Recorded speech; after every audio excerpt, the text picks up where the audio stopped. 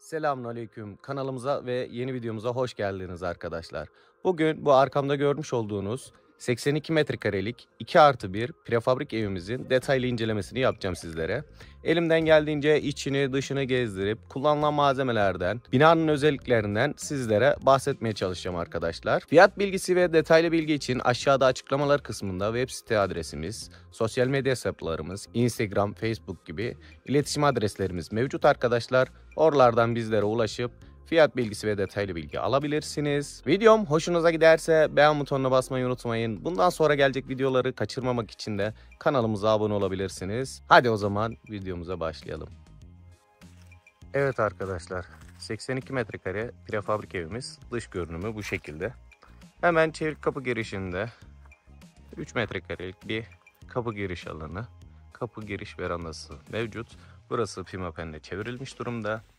Yan cepheden de şöyle binamızın dış cephesini göstereyim.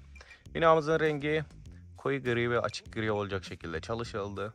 Açık gri ana renk, köşeler ve makaslarımız koyu gri olacak şekilde dizayn edildi arkadaşlar. Evimizin bu cepheden de görünümü bu şekilde arkadaşlar. Binamızın dışında herhangi bir şekilde kaplama işlemi yok arkadaşlar. Şöyle gördüğünüz gibi her 125 santimde bir bizim birleşim elemanlarımızı, haş profillerimizi görmektesiniz arkadaşlar.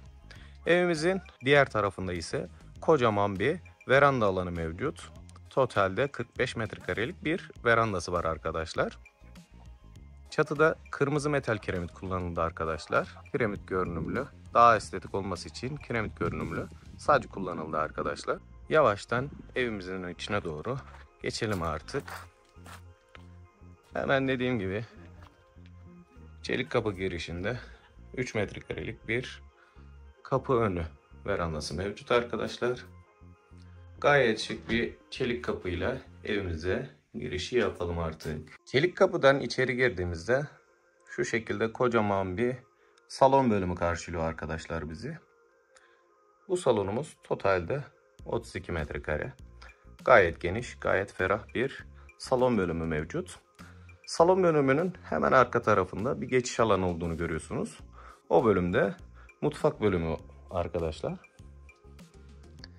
Salon bölümümüzün bu cepheden de derinliğini sizlere göstermeye çalışayım.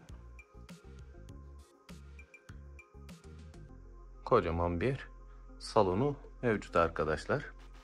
Salon bölümünden sonra hemen aradaki bu geçişle, kapı olmadan bir geçişle mutfak bölümüne geçebiliyoruz arkadaşlar.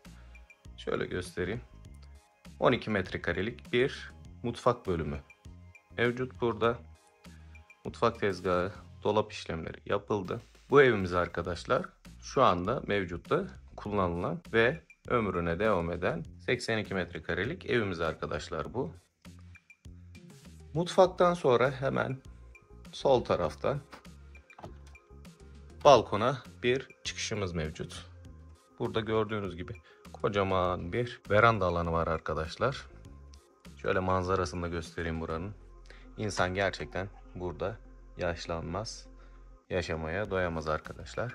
Gayet keyifli bir yaşam sürebileceği bir alan oldu arkadaşlar burası. Hemen diğer odalarımız ve tuvalet banyo bölümlerinde hızlıca göstereyim arkadaşlar size. Salonun tam karşısında tuvalet banyo alanımız mevcut.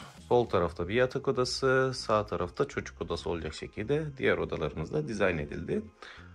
Tuvalet banyo bölümümüz, klozet bölümü, duşakabin bölümü ve lavabo bölümü olacak şekilde totalde 4 metrekarelik bir tuvalet banyo alanı var arkadaşlar. Tuvalet banyodan sonra hemen sağ tarafımızdaki çocuk odasında hızlıca bir bakalım. Bu çocuk odamızda totalde 12 metrekare olacak şekilde yine 2 tane tek kişilik yatak, ortada yine rahat bir alan ve dolap bölümü rahat bir şekilde sığıyor arkadaşlar.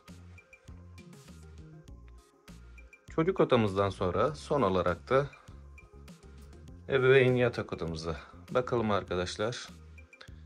Bu yatak odamızda toplamda 14 metrekare ve içinde ebeveyn banyosu olan bir tuvalet banyo arkadaşlar.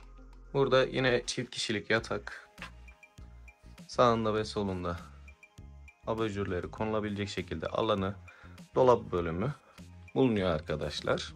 Gayet rahat ve kullanışlı bir oda oldu arkadaşlar. Son olarak da buradaki ebeveyn banyomuz arkadaşlar. Yine ebeveyn banyomuzun içinde de lavabo bölümü mevcut.